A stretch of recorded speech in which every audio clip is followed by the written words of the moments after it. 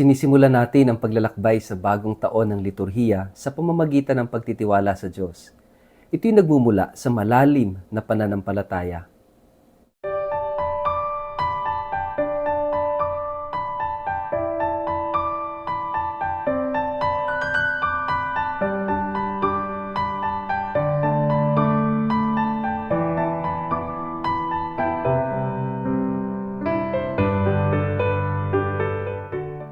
Ang mabuting balita ng Panginoon ayon kay San Mateo.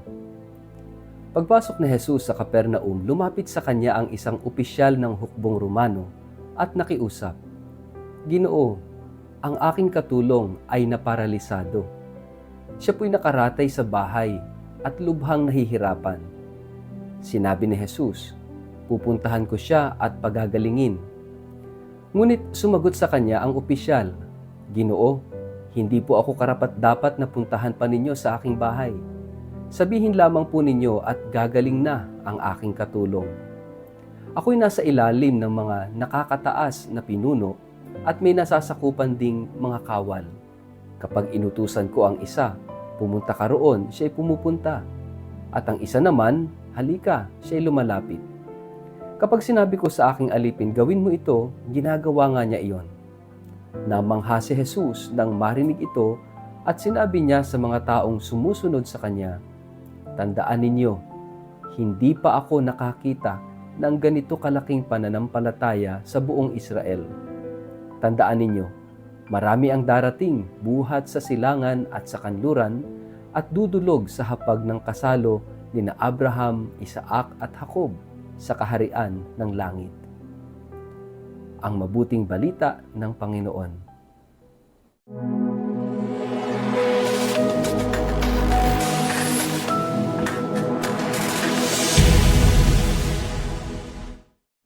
Mapagpalang araw po sa inyong lahat. Kumusta po kayo? Ang atin pong word of the day ay trust. Bago po tayo magpalalim sa atin pong reflection ngayong araw na ito, kayo po'y muli kong inaanyayahan na huwag kakalimutan na mag-like, mag-follow at mag-subscribe sa ating page na Word of the Day at Father Richard Lagos. Ganun din po, paki-share ang ating video ito sa inyong kapamilya, kamag-anak, kaibigan, mga kakilala sa social media para po sama-sama tayo sa pagiging media evangelizers at online missionaries na nagpapalaganap ng salita ng Diyos sa mundo ng social media. Mga kapatid, bago tayo magpalalim sa reflection, hinihiling ko rin po na ipagdasal po ninyo lahat ng mga biktima ng pagbomba dyan sa Mindanao State University sa Marawi, sa kapayapaan ng kaluluwa ng mga namatay, gayon din sa mabilis na kagalingan ng mga sugatan. Sana ipagdasal natin na magkaroon ng ganap na kapayapaan dyan sa Marawi at sa iba't ibang panig at sulok ng daigdig. Walang nananalo sa ganitong klaseng karahasan, sa ganitong klaseng mga digmaan, kung anuman ang intensyon, ito'y lahat ay talo sa ganito. Kaya ipagdasal natin, mga kapatid, yung tunay na kapayapaan. Sinisimulan natin itong panahon ng Adbyento at itong paglalakbay natin sa panibagong taon ng ating liturhiya sa salitang pagtitiwala. Kahapon dinala tayo sa bunga ng pananampalataya na kung saan ay pag-asa. At ngayon, dinadala tayo sa pagtitiwala. At binibigyan tayo ng ating gospel ng isang napakagandang halimbawa, kwento, na kung saan makikita natin kung gaano kalalim ang pagtitiwala. Ano yung kahalagahan ng pagtitiwala at ano yung bunga ng pagtitiwala sa Diyos. Yan ang kwento ng Roman centurion na humiling kay Jesus na pagalingin ang kanyang alipin na nasa bingit ng kamatayan. At yung mismong mga Hudyo, mga pinuno ng sinagoga, ay nakiusap din sa Panginoon na tulungan itong centurion na ito sapagkat karapat dapat siyang tulungan dahil siya mabuting tao. You see, napakaganda ng larawang ito na dahil sa isang mabuting tao, itong mga ibang tao sa kwento ay lumapit din kay Jesus. It's like intercession, to intercede, no? Mamagitan. Kaya nga, tayong mga Katoliko, tayong mga Kristiyano, tayo ay may mga santo, no? Tayo ay may mga nilalapitan para ilapit tayo kay Jesus.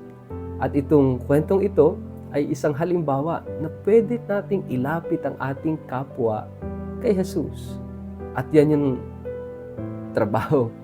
Ito yung tungkulin ng ating mga intercessors in heaven, ng ating mga santo sa langit, na kung saan sila yung nagdarasal, sila yung lumalapit kay Jesus para tulungan tayo. Mga kapatid, dito pa lang sa ating ebanghelyo, tinuturo na sa atin na napakahalaga ng intercession. At itong mga Hudyong ito, itong pinuno ng sinagoga, ang nakiusap pa sa Panginoon, sapagkat itong Roman centurion ay mabuting tao at tumulong pa sa pagpapagawa ng sinagoga. Kaya nga, mga kapatid, maganda itong tingnan natin kung sino ba yung mga taong nagtitiwala kay Jesus. Of course, hindi lang itong Roman centurion, kundi itong mga taong naglapit kay Jesus because they believe that Jesus can do something. At ano ba yung sitwasyon? Itong Roman centurion, may alipin, nasa bingit ng kamatayan. Gusto ni Jesus pumunta sa bahay ng Roman centurion, pero bawal yan sa mga Hudyo na pumasok sa bahay ng isang hintil dahil mahahawa sa karumihan because they have this law of purity na ang isang Hudyo bawal pumasok sa bahay ng isang pagano. Kaya nga alam ng Roman centurion na ito yung batas na yon. Kaya nga sabi niya, Panginoon, hindi po ako karapat-dapat na patuloyin ka sa aking tahanan. Subalit sabihin mo lang at gagaling na ang aking alipin. Your word. I only need your word at gagaling na itong aking alipin. Kasi sabi pa niya, ako pag nag-uutos sa kanila, pumunta ka rito, pumunta ka roon, gawin mo ito, gawin mo yan. At nagagawa, nangyayari. That's how powerful is the authority of this Roman centurion. May kapangyarihan yung kanyang utos, yung kanyang salita. And gusto niya that Jesus will also command na gumaling ang kanyang alipin. Gumaling sa karamdaman.